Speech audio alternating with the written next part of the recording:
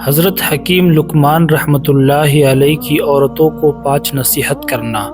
Number 1, अगर तुम चाहती हो कि तुम्हारी नेक औलाद हो तो शोहर से हमेशा रिज़्क़ हलाल तलब करना। नंबर 2, अगर तुम चाहती हो तुम्हारी ज़िंदगी अच्छी गुजरे तो हमेशा सदका करती रहना।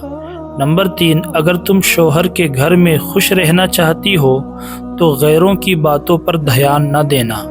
नंबर 4, अगर तुम चाहती हो कि शोहर हमेशा मोहब्बत करे तो हमेशा साफ सुथरी रहना।